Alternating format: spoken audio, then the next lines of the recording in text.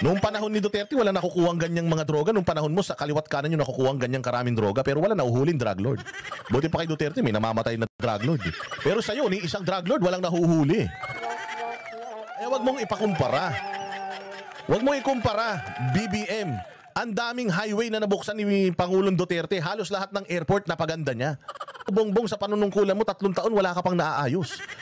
3 taon lang actually matino yung Pilipinas ni Duterte. Yung remaining 3 years niya, putya nandiyan dyan yung sabog ng bulkan, lindol na malakas, category 5 na bagyo, ilan.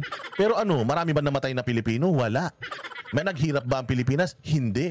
Ay, nasa'yo nga ilan pa lang yung kalamidad mo. Simpleng habagat na ulan pa lang kumakamot ka na sa ulo, hindi mo na alam ang gagawin mo kung makapagsalita ka. Kala mo perfect. Perfect ka, sir. Perfecto ka. Oh, ano pa?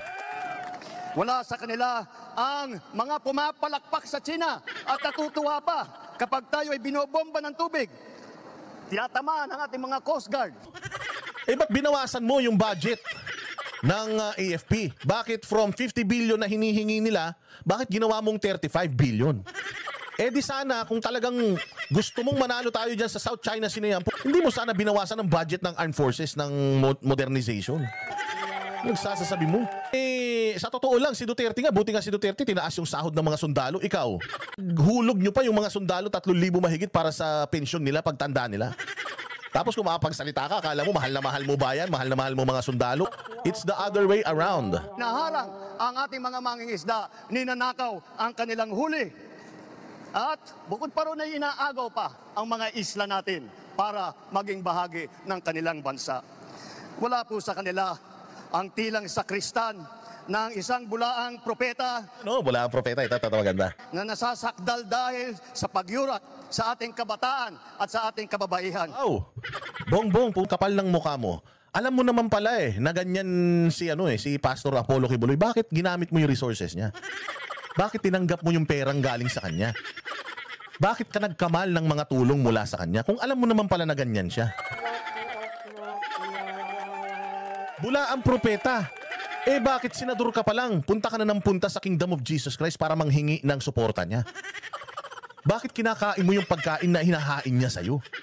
Bakit nung kampanya, wala kang inaatinan na mga debate dahil basura tingin sa'yo ng media? Bakit doon ka sa SMNI naghingi ng suporta? Nung rally nyo sa Tagum, kaninong bus yung ginamit mo para tulugan, pagpahingahan ng pamilya mo? Di ba kay Pastor Apollo Kibuloy? Bakit mo kinukuha o bakit mo ginagamit yung resources niya kung masamang tao naman pala siya? Anong tawag sa'yo, Bongbong? Bula ang propeta naman pala, bakit ka lapit ng lapit sa kanya? Bakit humihingi ka ng tulong sa kanya? Tanungin kita, anong nagawang mali sa'yo ni Pastor Kibuloy? Anong nagawang mali sa'yo? Lahat ng hiling mo ibinigay niya. Yung dyan sa hotel na dyan sa hotel na debate na ang dami-dami mong bitbit na julalay. Magkano yun? Binayaran lahat ni Pastor Apollo Kibuloy yung yung head count ng mga yan. Milyon-milyon, daan-milyon yung kanyang ginastos sa entourage mo pa lang.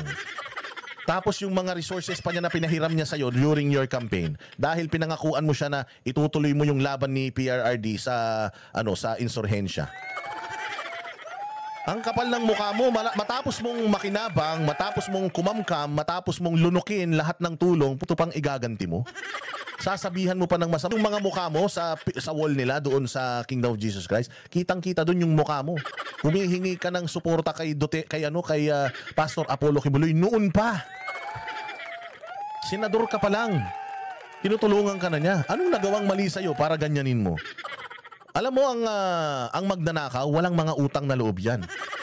Katulad mo. Kapal ng mukha mo. Besides, presidente ka ng Pilipinas, presumption of innocence is inevitable. You are innocent until proven guilty. Nasa korte na, hinaharap niya. Buti pa nga siya, hinaharap. Ikaw, drug test lang, di mo maharap Buti pa siya, hinaharap niya lahat Nanay mo nga, convicted din Ikaw, convicted ka din Di ba? Kung makapagsalita ka, akala mo kalinis-linis ng pamilya nyo. Magnanakaw yung tatay mo mamamatay tao yung tatay mo Di ba? Yung martial law ninyo, daming pinatay ng tatay mo. Lahat ng kahayupan nyo, ninakaw nyo lahat ng pera ng taong bayan, tapos magsasalita ka tungkol sa nakaw? Kaban, sako-sakong pera, ninakaw? Amin ninakaw ng tatay mo sa bayang Pilipinas. Huwag ka magsasalita tungkol dyan, Marcos. Nakamagnanakaw ng mga politiko sa buong mundo. Kayo yun. Kayo ang mga magnanakaw sa bayang Pilipinas. Kaya lahat ng mga sinasabi mo, patungkol yan sa'yo. Kung kailangan bilisan mong pagtakas sa Pilipinas. Babalikan ka lahat ng mga kahayupang pinaggagawa mo sa bayang Pilipinas.